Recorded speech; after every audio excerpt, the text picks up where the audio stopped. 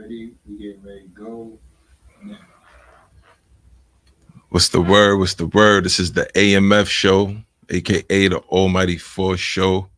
This is episode 9. I'm your host, Coach J Vaughn, Almighty Force, CEO, President, the GOAT, however you feeling. You know what I'm saying? I got a special guest today with me, my little brother, Trey Dickerson. You know what I mean? He's in the building. You already young know. young GOAT, you know what I mean? Legendary guy. And before we get into Trey, I just want to update y'all what's going on with Almighty Force basketball.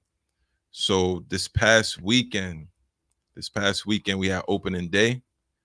We had opening day and our we had our young kids, our young boys and young ladies that participate in Almighty Force basketball come out and play in their first basketball game of our winter session.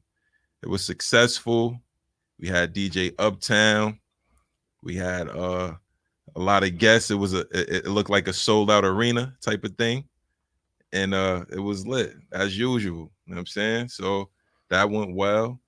This upcoming week, no, excuse me, not this week, but the following week, we're gonna start with our mentoring program. We're bringing that back as we did it before. You know what I'm saying? We bringing the mentoring program back where we're gonna have different workshops for the young people, culinary.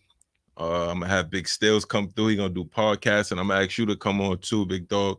DJ sessions, all of those different things. We're gonna meet twice a month on a Saturday from 9 a.m. to about 1 p.m. at Middle School 226. And that we're gonna pour into the young people because they are our future. Now we're gonna get into my little bro, Trey Dickerson. Know what I mean? The young goat was in the building and stuff like that. Real quick, every Thursday at 8 p.m. you can find me on Bars and Hoops Radio, Coach J Vaughn, Almighty Force, the AMF show. So make sure y'all tune in every single Thursday. Every single Thursday, we're gonna be here and we're gonna be live. I'm talking about. So real quick, Trey, introduce yourself to the people, man. Let them know. Know what I mean, who we got in front of us right now. Know what I mean, just give a little brief description of yourself. Nah, man, I'm Trey Dickerson from Queens, Lincoln Park to be exact. Shout out to Lincoln Park. Shout out, it's 111 day too. Yes. It's 111 day. So what's the chances? I got a 111 guy here on 111. it only make it right. But Yeah. professional athlete, play overseas, went to Georgetown, went to a couple schools, and just had to come up here, show love for big bro. Yes, and I appreciate you for coming. Real quick, man, I just want to talk about this before we jump into anything. There's a lot of talk about the best guards in New York City. I mean, Coney Allen, Sebastian Telfair went on live, and he put himself above everyone. He put himself above everyone. I just want to know what's your take on that. Like, how you feeling about that? I mean, I feel like it's an era thing. For us, for me, especially growing up through the fire, was like that's what motivated me to get up and work out, and his story, helped make a lot of ours. So I think it's an era thing. You still got the guys in front of him that paved the way for him. Like Stephon, Kenny Anderson, Kenny Smith. The list goes on. Right. So. I think the confidence is there for him and stuff like that, but you gotta pay a little more homage. You gotta pay homage, man. Like he's off the rip saying he's literally better than every single guard, every New York guard that ever played the game. When I personally know that he couldn't do nothing with Showtime Darryl Hill. When I personally know that, you know what I'm saying?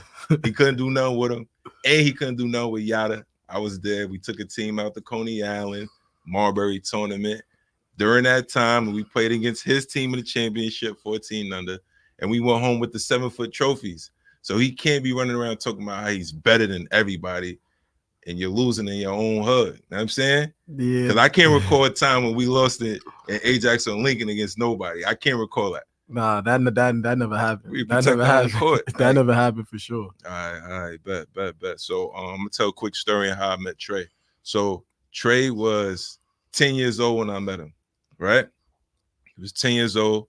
His pops, shout out to Greg Miles, G Miles, brought him to Ajax Park and told me, well, he told my Uncle Shy he wanted Trey to play in our developmental league, the same league that I'm running every single Saturday still now. So put Trey on the team, not knowing him, and Trey, I think he scored 20 points in the first game, which is wild because we play 6-minute quarters running time. So 20 points in the running time 6-minute quarter game is crazy. Him and Josh, shout out to Josh, they came and they went crazy. You know what I'm saying? And we've been locked in since. You know what I mean? So that's my opener about Trey. So Trey, real quick, I ask everybody this question. If you could describe yourself with one word and one word only, what would that word be and why? Dang. Why one word? Why one word would be? Damn, I'm trying to think.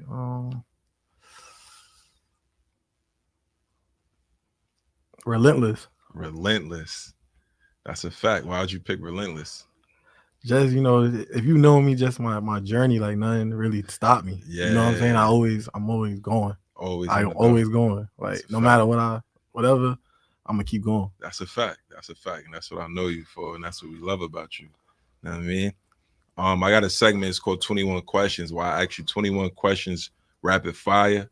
You answer them in a single word or the least amount of words as possible. We're on Bars and Hoops Radio, so the first couple of questions are going to be pertaining to music. You know what I mean? Because I know you're a music guy. We were just talking about music a little bit. So with that said, we're going to get going. Who would you say is your favorite rap artist of all time? All time, Lil Wayne. Lil Wayne. Okay. All right. Cam said Lil Wayne too. That's dope. All right. What song you got on repeat right now? Currently, you playing it often, like every single day. You just throw it on. Smirk Carter by Lil Durk. Okay. All right. Who's your favorite artist of this era, any genre of music? Durk. Yeah, I know Durk is your guy. Shout out to Durk. What's your favorite basketball movie? Above the Rim. Above the Rim. All right, cool. Which is your favorite NBA basketball team of all time? What year? The Lakers when they had Kobe, Powell, Lamar, and them. That was a good. All right, so who's your favorite NBA basketball player of all time? Allen Iverson. Yeah, that's a great choice. All right. Which team is your favorite NBA team currently to watch? Currently, favorite team to watch, honestly, the Bucks. The Bucks, yeah, that's a good team to watch. All right. Who is your favorite your favorite basketball player currently? Your favorite pro basketball player currently in the NBA? Damian Lillard. All right, so that's why you're watching the Bucks. Yeah. All right, bet. All right. Who you got in the finals this year? I say I got the Bucks, and I'm gonna go Denver again. You got the Bucks and Denver. All right, I like Denver and the Bucks.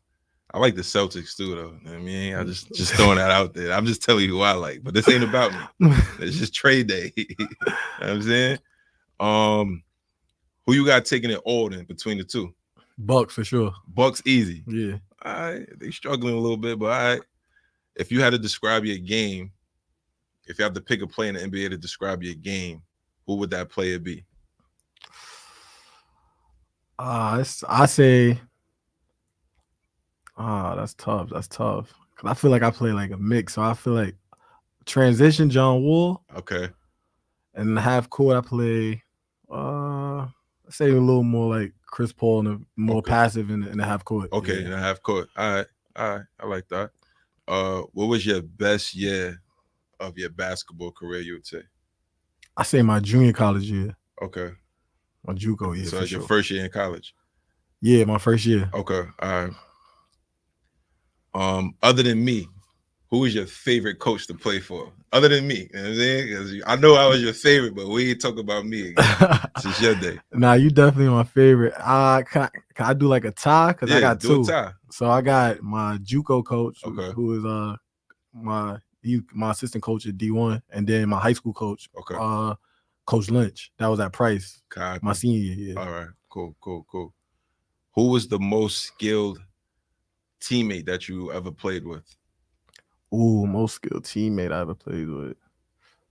I say Marcus Dickerson from Georgetown. From Georgetown? Yeah. He ended up going into the league. Yeah, he went he signed with the Warriors for 2 years. Okay, all right, cool. I remember him, the shooter. My roommate. Yeah. All right.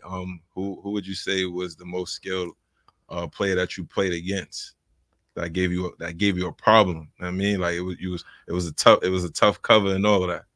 We talking like college or we talking overall? In general, yeah. All right, it's two that's a tie. So it's Russ Smith and Kyrie Irving. Kyrie was in Gaucho's round ball, and Russ is like an older brother. So I got tortured by him multiple times. All right. So real quick, what was it like playing against Kyrie? To be how challenging was it to defend his style of play? But I also know that like anybody that comes at you, you go at them. I know that for a fact. So without even watching that game, I know that it was a game. Not to be honest, he wasn't even going hard. He had like 30. Like he was chilling. Like he was chilling. And like we was trying to talk trash to him and everything. And he was just like he was just laughing at us, like smiling. He had like a smooth 30. Wow. I had 16, but I'm counting that. But he wasn't, I don't think he was trying like that, but he for sure like he was laughing at us. Like, that's mad funny. All right, that's good to know. Top 2 favorite basketball tournaments that you played in growing up. Oh, I say Almighty for sure. Mm-hmm. Still Saturdays and Sundays. Those lit. Yeah. And then I say Ron Artest tournament. Ron Artest? Where was Ron tournament at? It was in Queensbridge? Middle of Queensbridge. Okay. Yeah, okay. That tournament used to be crazy. That's fine. All right. Favorite street ball coach? I mean, I'm on a podcast with him. That's all right. I'm on a podcast. I mean, you know, I do what I can. Now, I mean, now we're gonna get into you, man. We're gonna get into the Trey Dickerson story. You know what I mean? And this is an interesting one. I mean, so I don't want you to, because you're a super modest and humble person. Yeah. You know what I mean? Today is the time to be. You could be arrogant a little bit. You could be a little cocky. You could be on your bullshit. You know what I'm saying? Yeah, I got you. You deserve it. You know what I mean? You earned the right. You earned the right to be this way. We're gonna start off with just say you said it already, but say it again for the people who's just tuning in. You know what I'm saying? Where you from? What block? What community did you grow up in? So I'm Trey Dickerson. I'm from exactly 115th, 133rd Street, Lincoln Park. Played at Georgetown, played at Iowa, played at South Dakota. Professional athlete right now, about to head back across the east. And you know, Lincoln Park is my community. That's like, I feel like I'm young legend from over there. Yeah, I remember. I can't remember who said it, but I remember they told me that when Showtime, Darryl Hill, shout out to Show, when he was a young boy growing up, he would be in Lincoln Park like extremely early, dribbling and shooting and disrupting people's sleep. Because a bouncing basketball at 5 a.m. in the morning is loud as hell. You know what I mean? And they told me that when Show left and went to school, off to school, or he stopped working out in the park, you was the next person that was doing it. You was dedicated to your craft that much that you put in that work all times of the day. You know what I mean? A lot of people wasn't doing that. So salute to you for that. So let's talk about what elementary school and middle school did you attend? I went to 155. Shout out Miss Mercer. That's how I got through there. Then I went to 226 for my 6th grade year, but they didn't have a basketball team. Right. So I was like, nah, I ain't really trying to stay here. So I transferred and went to MS 217, which is by Hillside. Yeah. And then I played there my 7th, 8th grade year. Okay. All right. Cool. So 226. They finally have a middle school team. Shout out to Dot for stepping up and taking on that middle school team at 226, because prior to that, there was no team. And we had all the talent in the whole Queens go to 226, and there was no basketball team, which is terrible. So shout out to Dot. Dot was here a couple episodes ago. Shout out to you for that. Shout out Dot. What AAU teams was you playing for, and who were the coaches in between elementary and middle school during that period? if you can remember. So AAU, I was playing with S. Dot Carter, Jay-Z team for team. 5th grade and 6th grade. Yeah. Coach Dame Lawrence, he from Bed-Stuy. Shout out Coach Dame. He was my coach 5th, 6th grade. Yeah. And Kamani Young, who's at UConn now. Okay. And then 7th grade, we went to New Heights. That's when we changed over. We left S. Dot, went to New Heights, and then I had Coach Jules. He played at Rutgers. Yeah. He was our 7th grade coach, and after that, I had Coach Ra, who run New Heights now. Yeah. From 8th grade. Ra Wiggins. Ra May Anderson. They call him Ra Slime. Nah. Somebody else. Yeah, somebody else. Yeah. But cool. I had him from 8th grade to 8 till I was done. They playing you. All right, that's fine. All right, cool. So elementary school and middle school, and then you go off to high school.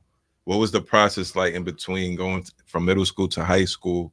I know there was some recruitment going on because you was a top 6th, 7th, and 8th grader out of Queens, New York, out of New York City, period. So there was a lot of schools after you. So what was some of the schools that was after you, and what was that process like? What you deciding on where you went and where'd you go? I definitely had a lot of schools recruiting me, like Malloy, Christ the King, kind of like the CHSA, and I had Laughlin. I was thinking actually about going to Christ the King of Laughlin. Okay. I went to Malloy, and I think they were showing us some schoolwork stuff. I told my pops, like, I ain't going here. I ain't going here. Hell no. They got religion classes and all of that stuff. It's like Ivy League to me. All right. So, and then public school, like Dozo, like Niclario wanted me to go there, but I kind of knew I was gonna go to Christ the King because Oliva been watching me since I was like in 6th grade. Okay. And then, you got older guys that I looked up to that went there, Irv Walker, Larry, guys like that. So I was always like a fan of, going to Christ the King. So you go to Christ the King as a freshman. What was your experience like as a freshman at Christ the King? Well, Christ the King was rough. Like on the court wise, it was fine. Yeah. Like my playing, I was good, but outside of playing, like the classroom stuff, I was just still like a kid. So I was goofing around. It's kind of strict. Yeah. So I ended up falling off. Really? The second for the playoffs. Okay. And then Arbitello, who's the coach now, I remember he called me out, like we lost, and he blamed the whole thing on me. I ain't even play. And I'm like, so then my mom, if you would have played, they wouldn't have lost. Nah, we never lost. Like everybody knows that. Yeah. Yeah, so I did have to take the blame. Okay. You know what I'm saying? Okay. But it was real strict and stuff like that. But it was a good experience though. Okay. All right, cool. So what happens in your sophomore year? My sophomore year, my mom was on it. Like she was like, nah, like you fell off the team. You don't get your grades right. You going to she told me I was gonna go to John Adams or John Brown. I was like, hell no. But she stood on what she said. She stood on it. She sent me to Bound. She sent you to John Brown? She sent me to Bound. I didn't even know that. And then I saw shout out Rob Diaz. Rob Diaz saw me in school. His eyes got big. I know he would have loved to have you. He gave me the paper. Yeah. So then like 3 days later, he saw my dad and he was like, yo, I didn't get the paper back from Trey. So he was like, what paper? That shit was at the bottom of my book bag. Like, I ain't never pull it out. I had crayons, whatever on it, pencils, whatever. I was there for like 2 weeks, and then,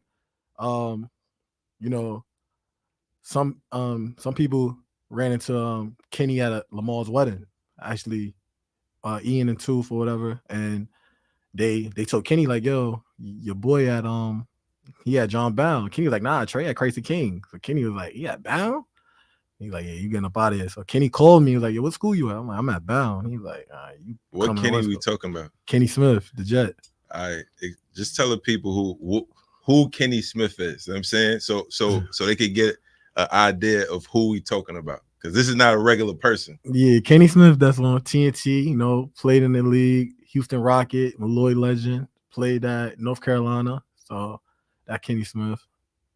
All right. So Kenny Smith is saying this guy is at Christ the King, but you're at John Brown. Right? So what takes place after that? So after that, Kenny calls me and I tell him the whole situation. So I had to get like a progress. I think we got a progress report in like the 3rd week at Bound. Yeah. And then I had to send a progress report to the school showing like I was, making progress or whatever. Yeah. And then next thing you know, we at my house. It's me, Russ Smith, Call, and I want to say Santana. We in my living room. We all like fell asleep. I had a flight like 6 a.m. Okay. Like we fell asleep. That morning I was out. Yeah. Went to LA. Where'd you go? I went to Montclair Prep. Okay. So it was like a school like locked down. Like you can't leave the campus, dorms. So strict. you literally just you're going to school, you're doing your schoolwork, you're playing basketball, and you go into your room. Yeah, you go into your room. Like it's so crazy. We used to get hungry at night. Used to try to hop the gate. So you're like in jail, like a jail basketball school type of thing. You know what I mean? Once 5 o'clock hit and that gate closed, you locked in there. It's over with. That's hilarious. All right, so you go to what's the name of the prep school again? Montclair Prep. Montclair Prep. Let's talk about your experience in Montclair Prep, your basketball experience there, like because you did a lot of great things. I mean, because we're here in New York and we're hearing what's going on, what you're doing, and then you're coming out here every summer and you're torturing everybody. So it tells us that you're working on your game regularly. So just talk a little bit about your experience playing for the school. Like, nah, it was definitely good. Shout out Coach Shagoon. You know, he played a big part in me coming out there with Kenny. Right. And basically during the week when I wanted to get out the dorms and I stayed locked on campus, I used to stay at his house. Okay. But I went out there thinking like, oh, it was LA. I'm about to be living life. Yeah. Like, nah, we was up like 5 in the morning, 4 in the morning, like hitting the sand. They got like a sand mountain in Malibu. We hitting the sand mountain 5 in the morning. Like, then we going to work out on the court right after. Then we going to school. Take a shower, get something to eat, go to school. So these workouts that's taking place before you go to school. Yeah, so I'm going to sleep like 8, 9 at night. At night, you waking up at what time? Like 4:30, 4 in the morning. Wow. We on the sand at like 5:30, 5:15. Wow. We done. And your first class is what time? Like 8:10. All right. So real quick, just to jump in on that. And that's the reason why you went on to playing the levels that you played. And we're gonna get to that. Yeah. You know what I mean? Nah. But there's a lot of young people who play basketball who think they could practice twice a week for an hour and a half and it's gonna get them there.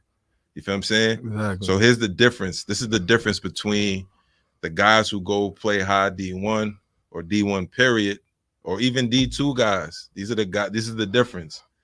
They working out every single day. You know what I mean? Working on their bodies and working on their games. All right. That's what's up. So let's talk about your stats a little bit over there. Like, you know what I mean? Like, let's talk about that, man. So my sophomore year, I ended up being all state. All state, sophomore year. I averaged like 20 and 4, but I was chucking. I ain't gonna lie. I was taking like 20 shots a game. Like I was chucking. He was chucking. He wasn't passing at all. Nah, huh? I was like, nah, I'm out here. I was chucking because I was confident because I was putting the work in. You was putting so in the work. I was over prepared. I felt like every shot felt good because I was working on it. You know what I'm saying? So like doing all those workouts and stuff, I didn't really want to, like at that time I didn't understand what I was doing. Gotcha. All I knew was I had to get stronger and I had to get more athletic. I was shorter. I was a shorter guard. So they always pushed me to do that. And then that season, I made them, like, we had a great year from what they previously did. Right. Like they didn't make the playoffs. I think they star player. He graduated, they didn't really get to have no schools. Okay. So when I came in as a sophomore, it was kind of like I was going at seniors that had schools and stuff. Okay. So I was like, nah, like this is what I came out here for. You know what I'm saying? So right. I averaged 20 and 4. So wait. As a sophomore, you were starting? Yeah, I was starting. I was the best player. As a sophomore. So you got juniors and seniors who was there. They was there 2 and 3 years before you, 4 years before you.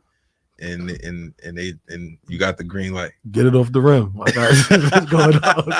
Get it off the rim. It's going up. Yeah, that's what's up. Yeah. That's what I like to hear, man.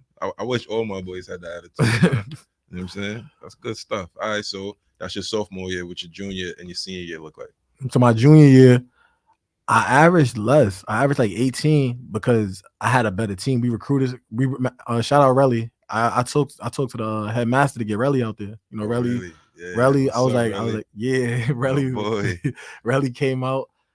He was at Dozo. I was like, yo, come get a new scenery. You know, it's gonna help you out. Right. And Relly, you know how he is. He's a good defensive dude, and he could score too. When he came out there, it was like, all right, I don't got to chuck like this. Like, now I'm going for winning. Like, I'm trying to win a state chip. So I'm playing for something now. Like, so we had the team that actually like winning. We actually went to the like the county finals. So if we won, we would have went to state chip. Okay. But we lost in the semis basically. So we lost my junior year, and then my senior year, Montclair Prep had closed down. Okay. Because too many people was on scholarship, so the school lost funding. Okay. So I had to make that decision that summer. Like they was like, you want to go back? So I had a couple schools in New York that wanted me to come out. Like hell no, I ain't coming back. You was to New not York. coming back to New York at that point. Yeah, so we had a school in LA called Price, which is they was sponsored by Under Armour. They was like top 5 in the state. Okay. And the coach wanted me bad. So I was originally gonna go to Sierra Canyon.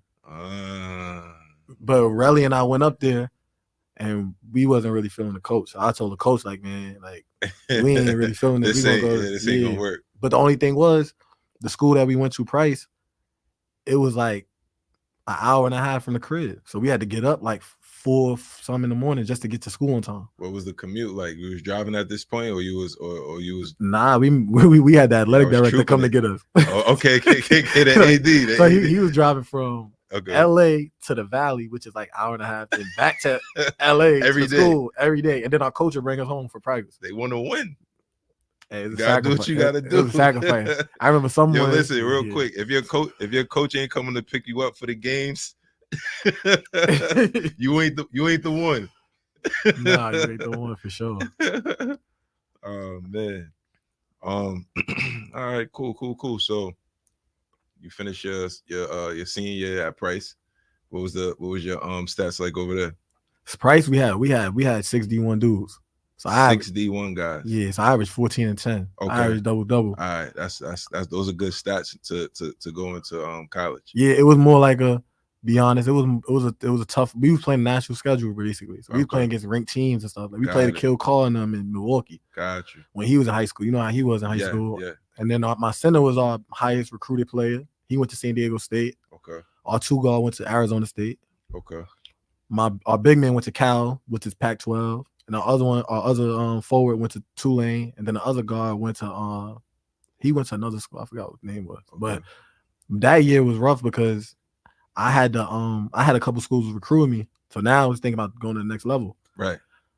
And this is why I always try to tell you the younger guys is like my SATs wasn't straight. Talk to them. My SATs wasn't straight. So we played against the Kill Call in them in Milwaukee. I think I had like 21 on TV. We had a primetime game 9 at night. Yeah.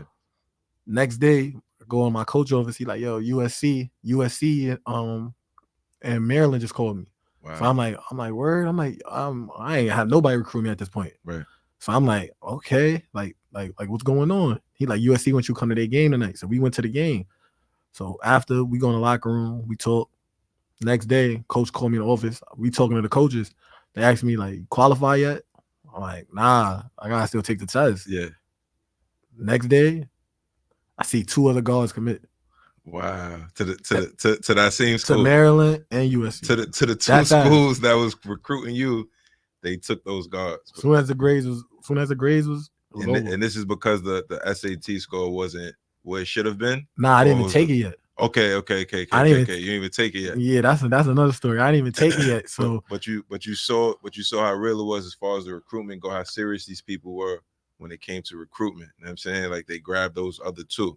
They'll just move on that fast. Okay. All right. Okay. All right. So all right. So you leave from Price. What's your next stop? So after Price, I'm thinking about it now. I got a few junior colleges calling. So I'm like, hell no, I don't want to go to junior college. So then I go to I'm like, I'm about to reclassify. I'm about to go prep school. Okay.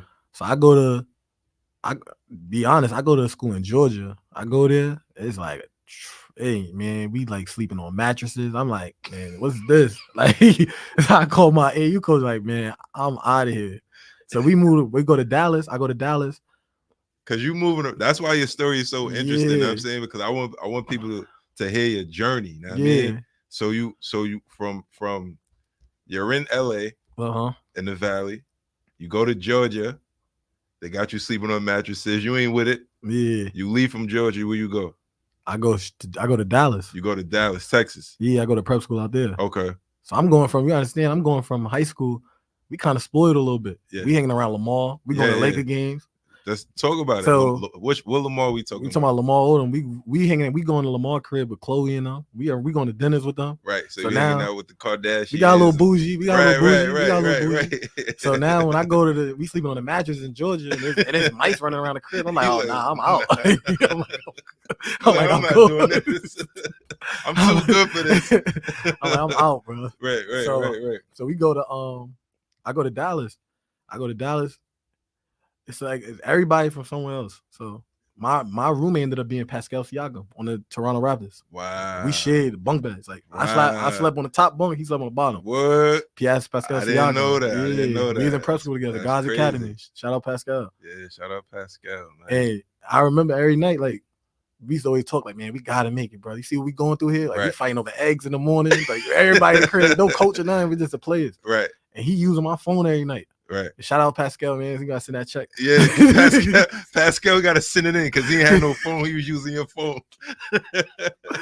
but like, nah, it was a real grind. Yeah. And then I ended up getting my SAT score. Okay. And then after that, it was where I'm gonna go. Like what D1 I'm gonna go to. Okay. That's when a lot of options too, man. I remember that. That's when Murray State popped up. That's why I went to Murray State. A lot of people don't know that. Yeah. I remember Murray. You went to Murray State. I remember that. Yeah. All right. So what happened at Murray State? Because that was your first D1 scholarship, right? Mm-hmm. You went over there, but you ain't stay. Mm-hmm. Talk about it. So I go to Murray State, and I go late because I just qualified. Like I just went through the NCAA clearinghouse. So it's me, Cameron Payne, that's in the NBA on the Bucks, backup point guard. That's my roommate. Me and Cam came in together. We freshmen. Right. All right. So we there. Everything cool. The play is cool. We going to practice. I ain't gonna lie. Me and Cam getting dogged every day by this guard. He was already there. He played with Isaiah Cannon. Okay. He killing us every day. Okay. So we like, damn. So now we going through practice. I'm like, damn, bro. He only a sophomore. I'm a freshman. I'm like, damn, I ain't never gonna play here. So I'm thinking like that, right? Cam really like a 2, but he could play the 1 too. Okay. So this is why I tell a lot of young guys like have patience. Yeah. So now I'm talking to people, and I'm like, man, I want to go somewhere else. Like I ain't gonna play here. Right. So the head coach telling me, be patient. Like you just came in from high school. Right. Like let us develop you a little bit. Right. I'm over here just thinking about, I gotta play. Like I'm a freshman. I want to play right now. Right. So I'm skipping the process. Okay. Which ain't, which is a young guy thing. Yeah. So I leave. I end up going back home. So now I'm trying to see where I'm gonna go next. Right. So I remember I went home. My mom's like, "Yo, if you don't get a school in like a week, you get a job." I was like, "Job?" Sign right to JUCO. so you went to junior college. Sign right to JUCO. Okay. That first week JUCO. What JUCO did you go to? I went to Williston State College in North Dakota. North Dakota. All right. In North Dakota. You see this? This guy's all over the world. You know what I'm saying? All right, so you're in North Dakota. And I remember I didn't make it out there for any of your games, but I remember the stat line and I remember what you was doing. And that was and when I asked you earlier, what would you say is your best year in your basketball career so far? You said your junior college year. And you only did 1 year in this junior college, correct? Yeah, I did 1 year. I graduated in 1 year. I did 62 credits in a year. You did 62 credits in 1 year. So that's 2 years of work in 1 year. You was on yeah, you was on it. I'm out of here. But the crazy part is, real quick with the Murray's part is, when I went to JUCO, the dude that was killing me in Cam tore his ACL a week after I left. Oh, so Cam Payne was the only point guard on the roster. So if you would have stayed at Murray, you would have gone to play. I was going to potentially start. Oh, man. So yeah, I go to JUCO. With that on your mind, knowing that. Yeah, knowing that a lot of guys telling me that, then I kind of just locked in. You in North Dakota, it ain't nothing to do. The girls is whack. North Dakota, man. Like it ain't no type of it ain't no type of girls like that. You like, man, you might, So yeah, we just locked in as a team though. Like it made us close. Yeah. And then I had the best year I say of my career. Like all JUCO All-American, wow. number 1 point guard in the country. I remember number that. 6 in the country overall. I remember that. I had every school in the country besides Kentucky, Kansas. No, I had Kansas. I ain't have Duke, North Carolina, Kentucky. Every other school I had. I remember that. Besides in Syracuse, every other school I had. Yeah. But that was like the crazy. I averaged like 22, 6 and 6. Wow. But we was winning though. Yeah, like we was rolling. Yeah. You was running the show, man. That's what's up. That's all right. So you do the year there, North Dakota. What's the next step? So there is kind of tough, honestly, because I never thought that was gonna happen. Like we play against Gary Payton's son in JUCO in the Arizona tournament. So Gary Payton's son is in the league right now. He on the Warriors. He's on the Warriors. Yeah. He went to Salt Lake. Okay. So against them, the game that got me ranked was actually against them. I had 39, 10 and 9. You had 39, 10 and 9 in Arizona against the Glove Junior. Yeah, against 18. So what he was doing? He was doing his thing, but he ain't have 39. He ain't have 39. I'm going under every screen. Talk about it, man. Like it was crazy because we lost in like triple overtime, and I had rolled my ankle. Okay. And I was forcing to play the next game, which was the next day because we was in a tournament and we was in Arizona. Right. And my coach was like, "Nah, like you ain't really healthy, so I'm sitting you." Right. And me and him got in a whole argument, and he was like, "Yo, it's strategic. You don't understand what I'm doing right now." Okay. He knew that the head scout was there. Okay. So he like, if you go out there and play bad now, yes, they look like a fluke. So when I ain't play the rest of the tournament, smart. They ranked me number 1. Shout out to that coach. Shout out Coach Peterson. Yeah, shout out to Coach Peterson. He would not let me play hurt. That was a great move on his behalf, man. I appreciate him for that. You know what I'm saying? Yeah. That was a great look. All right, cool. So you have this amazing year at your junior college. What happens after junior college? So after junior college, now I'm talking to a bunch of people. I'll be honest, I had a couple like agents and stuff like talking to me at the time. Really? Like, they were trying to get me to like not even go to D1, to be honest. Wow. Like I was talking to a couple guys, like there was a lot of guys from the city that was involved, like Eddie Lau and guys like that. They was just talking to people like, yo, this such and such saying this, such and saying that. But shout out Dot. I was talking to Bobby Portis a lot about going to Arkansas and playing. Like that was probably like a good move, great move. Because they run. The coach came to see me probably 6 times himself. They run and gun team. So I end up perfect. Yes, I end up committing to Iowa. To Iowa. I commit to Iowa because they was like the second high major school to offer me. So I felt like they believed in me from the beginning. Right. And then when I committed to them, Bill Self called me from Kansas, like, yo, you gonna go to Iowa? Number 1 players in the country, number 1 point guards in the country. They don't go to Iowa. Like, come here, you gonna play. Right. We're gonna get you out of here. We're gonna do 2 max. Right. So I'm like, nah, I'm big on loyalty and stuff like that. Right. So, because this is who recruited you. So yeah, so I'm big on that. So I'm like, nah, I feel like, and then my confidence, I'm like, bro, I can make it happen wherever I go. That's a fact. If I get the opportunity, I'm gonna make it happen. That's a fact. Especially after coming off this year. Yeah. So I go to Iowa. And, everything was good and stuff like that. Yeah. At first, you're going through the process of learning the new system, new teammates. Right. That summer, my grandmother had passed, so I went through a lot of like mental stuff that summer. I wasn't really locked in as much. Yeah. So, going into that year was just like, I just felt like when we got closer to the season, I was like, all right. The first game, I actually played good. Yeah. Like, we had an exhibition. We played like a D2. Yeah. I had like 8 and 5 in like 18 minutes. I'm like, oh yeah, by the 3rd, 4th game, I'm gonna start. Like, I'm looking at that. And as we got more in the season, I had some great experiences there. Like, we beat North Carolina at North Carolina. Yeah.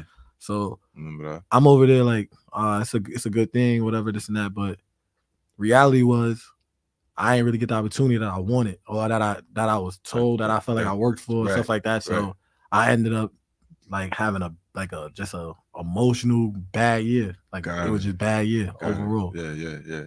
But it was a lot of learning stuff that I learned about myself, and I learned to tell younger guys going through that process. So I feel like it was meant for me to go through that. Got you. Because you could use that to help the younger, the up and coming people. Yeah, exactly. That was good. Okay. All right. So because I remember that. I remember going to the Garden. I remember going to the Garden. I took little J Vaughn. He had his little Iowa jersey and all that. And I think they put you in the towards the end of the game, couple of minutes left, and I'm like, what the hell? I know what you could do, because you scored like 8 points in under a minute or something like that. So I know what you could do. Everybody from the hood know what you could do, but the coach I don't know what he was on. You know what I mean? Yeah. But that was it for Iowa. I remember that. Yeah. So what's next? That was that was So I went through that year with them, and then I was like, I gotta make a different move. So when I had entered the transfer portal, I was like, I didn't care what level to go to because I realized it didn't matter about that. Gotcha. So at that point, I just wanted to go somewhere I knew I was going to play. Well, you was going to play the majority of the minutes. You was going to run the team, your style of play, yeah. Kind of what I thought I was going to be able to do at Iowa. So my JUCO coach ended up going to South Dakota.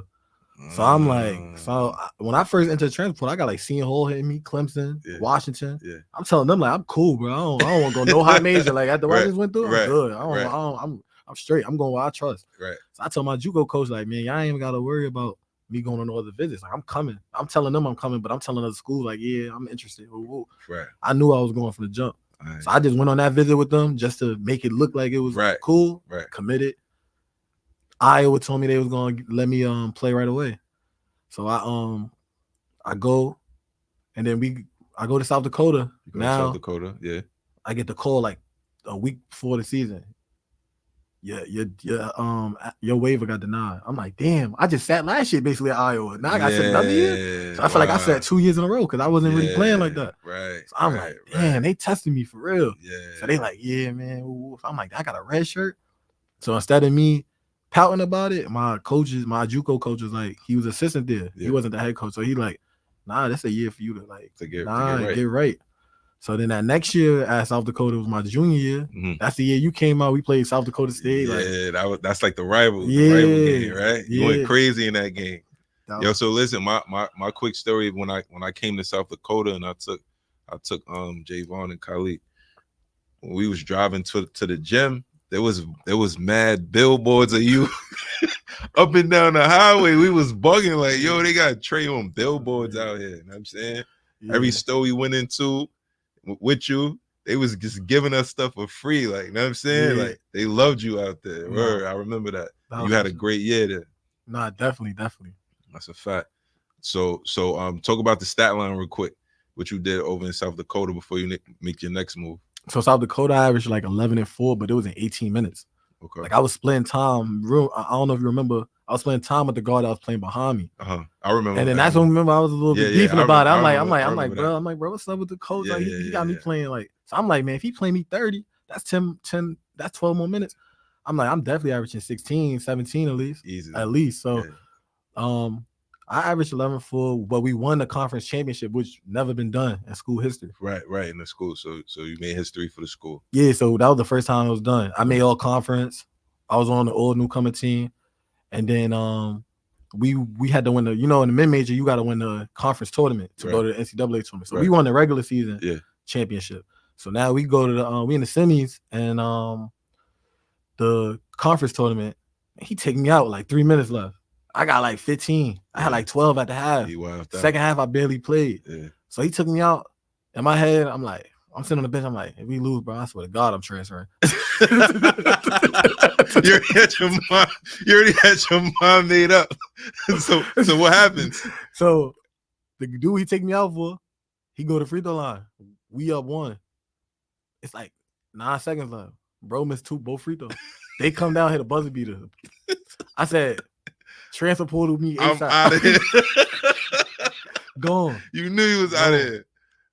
All right, so what's your next step? So now the coach, he telling me like, man, trust me. I'm like, he want you to thug it out. I'm like, bro, I'm cool. Like, you show me everything. You show me everything I need to see. Like, we supposed to be in the NCAA tournament dancing right now. We just lost to this team we beat twice. I'm like, I'm good, man. I'm cool. I'm out. So I entered the transfer portal. A lot of options. Yeah, a lot of options. I remember that too. Because you used to keep me abreast of everything. Yeah. Like, yo, what you think? Like, and I used to hit you like, yo, what you think about this school? Right. I was like a top 5 grad transfer. They were saying because I played a lot. I started every game. So I remember I'm in study hall. I'm like, damn, man, I got to graduate now. And then I get a call and it's Coach Kirby of Georgetown. I'm like, Coach Kirby was good. He like, yo, what's your parents' number? Coach Patrick Ewing want to call. I'm like, Patrick Ewing, I'm about to hang up on him. Like, he lying. Who the legend Patrick Ewing, the New York Knicker, the New York Knick Patrick Ewing? New York Knick Patrick Ewing. Okay. So he like, boy, oh, So he called Pat on three-way. Pat like, ooh, yeah, he talking deep voice, everything. So I'm like, what Pat saying? What he talking about? Pat like, we want to bring you in on a visit, and then you know, we want to meet your people, and you know, I'm trying to get you come here and run things. So I'm like, all right. So I give him the number. I give him my mom and the number. Yeah. They call my mom and my pop. They couldn't believe it. They thought I was lying. Like I was playing the game with them. So that like probably like 2 days later, I flew to DC and went on my visit. They flew my parents out, and I met my parents. I ain't seen my parents in like probably like you ain't seen them in a while. Probably like a year and a half. Yeah, like a minute because I was at school. So I saw them in DC. Yeah. It was real family oriented up there. That's what made me like it. Okay. Pat was super cool. Yeah. Super down to earth. What was it like playing for him? Nah, to be honest, it was cool once I understood him as a coach. Got it. And understood how to deal with Coach Pat. Got it. At first, I was like a little, stubborn. I ain't really like, and he's stubborn. So two stubborn people ain't gonna work. It's never gonna work. Once you understand him and you learn and you play his game, then it was cool. Like, but like outside of it, like just all the attention and the media stuff. Like we had probably like 7 NBA scouts every practice. Michael Jordan came 2-3 times. Nah, I saw that. I posted the picture with you and Michael Jordan. Yeah, like he came our first game. A lot of people would never have an opportunity to be in the same room or shoulder to shoulder with Jordan. I mean, but you was there. I got the picture, man. And every NBA team practiced there before they played the Wizards. Okay. So we used to meet, like, we met Doc Rivers. He gave us a speech. Okay. Jeff Van Gundy used to be at our school all the time. So we got to talk to him. So you just picking people knowledge and just being around type people. You got to, the exposure was crazy. Right.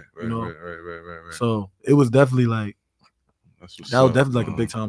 And you had a great run at Georgetown. Yeah, the beginning of the season, I ain't gonna lie, I stink. But end of the season, when I started logging in and I started, buying in, I started playing good. Like I think I finished like the last 7 games. I was averaging like 13-4 when I started playing a lot more. Right. I wasn't playing that much in the beginning. Right. I was playing like probably 15 minutes, but it was like here and there 15 minutes. Right. At the end, he was just letting me rock because I started buying in, being a veteran and stuff like that. Okay. All right, cool. So what's your next step after Georgetown? So after Georgetown, I'm going through the whole agent process now. Right.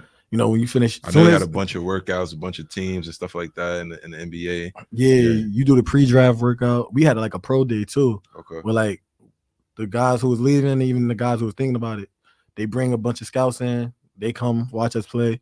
So, I was just meeting with a lot of agents. Yeah. And then from the year I had, just from the beginning of the season, like the first 12 games, I felt like I ain't played up to par. Or first 15, honestly. Yeah. I was like, man, I think it's best for me to go overseas, try to get some, try to get my pockets straight first. Right.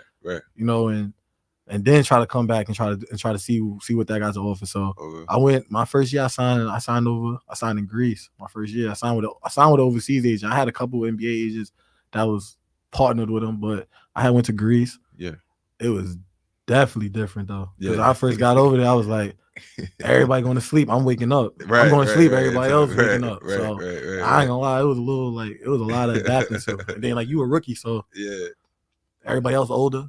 I saw like a video of some young kids waiting outside in the tunnel after a game to get your signature and stuff like that, man. So they was loving you over there. Yeah, they love you overseas. Like most Americans, they love you for sure. Especially if you start killing too, like because they not used to seeing you. Like you a lot different than what they used to see. Right. That's what's up, man. So currently, what you got going on? So currently, right now, I got a few deals on the table, but I had a little pause in my journey because I had to get a new passport. Because I was signed to NBA Africa last year, the BAL. Yeah. They had stole my passport. So I had to come back. My passport expired. Yeah. It's expired. So I had to get a whole new passport actually this week. All right, cool. So let me ask you what you got lined up. I mean, like I know you did a couple camps for the young people.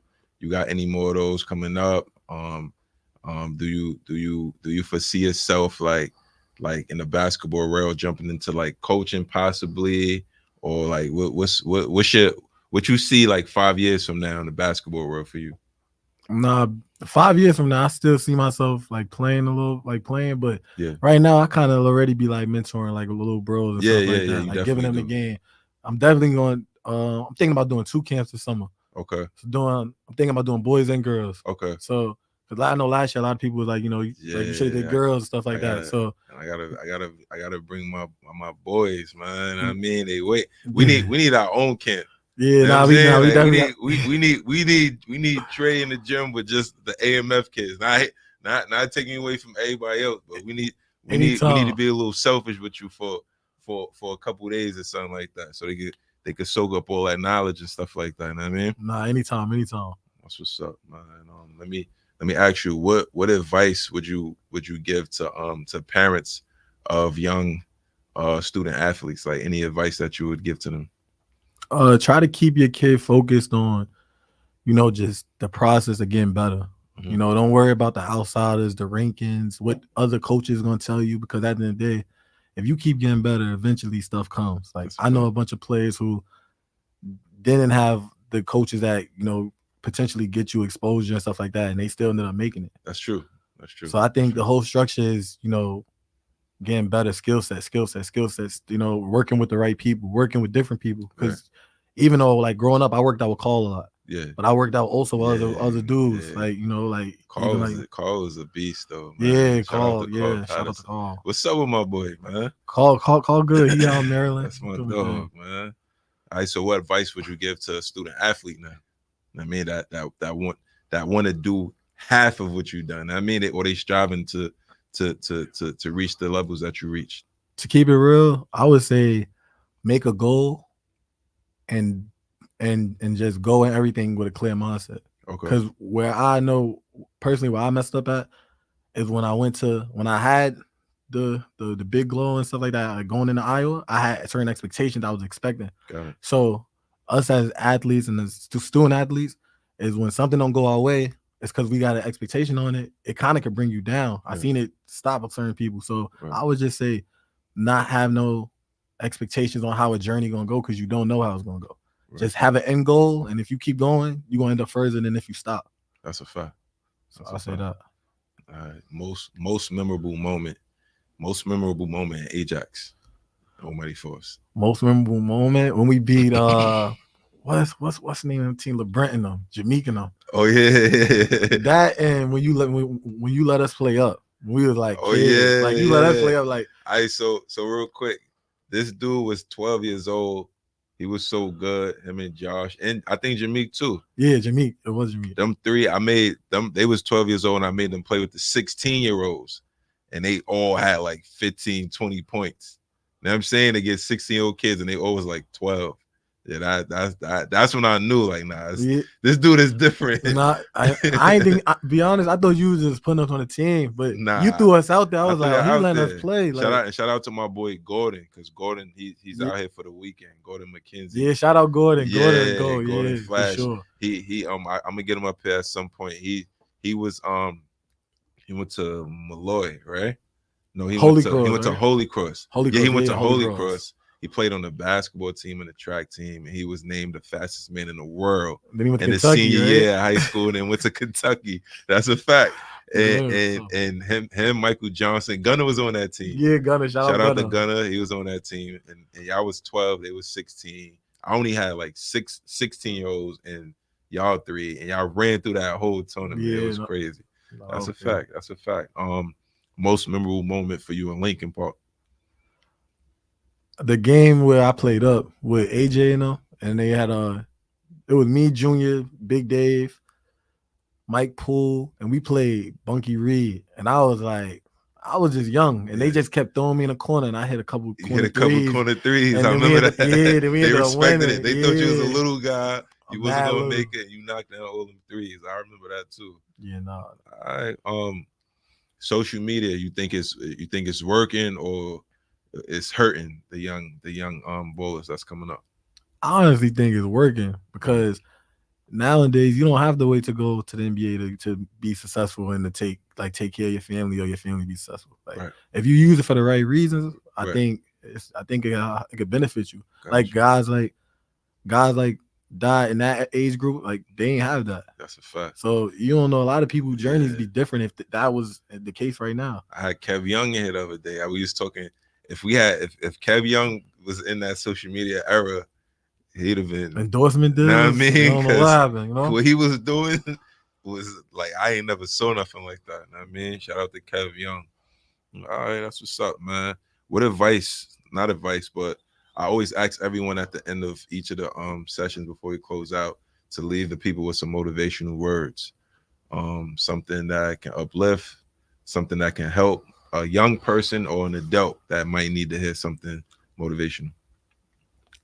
I say sometimes it's just like it's okay, like not to be okay, to be okay. So it's people who always like get stressed out about hard times, but you can't really let it stress you out.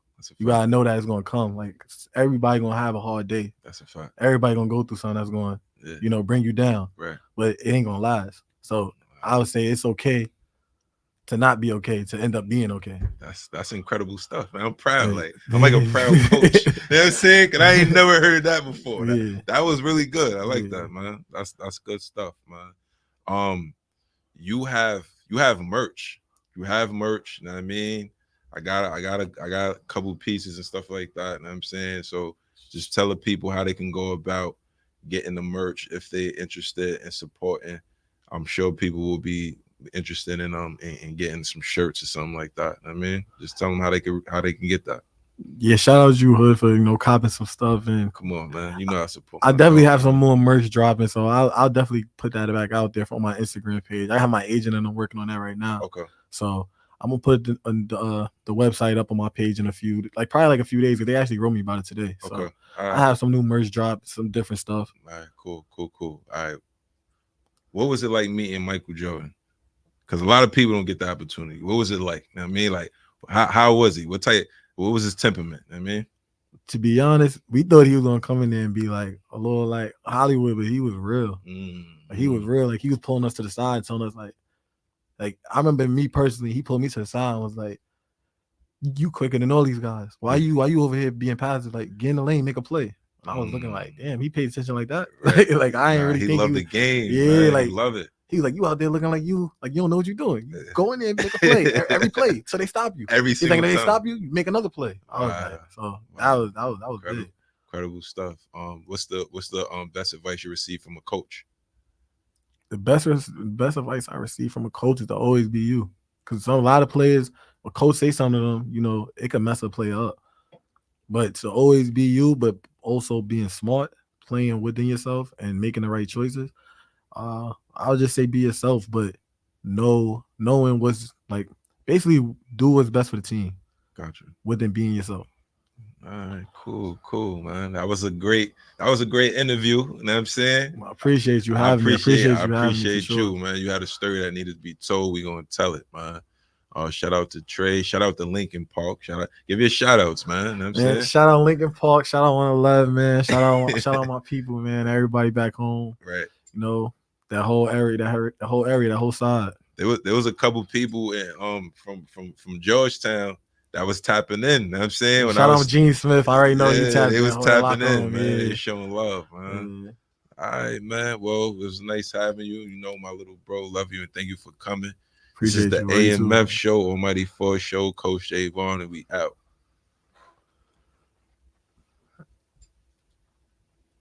Good.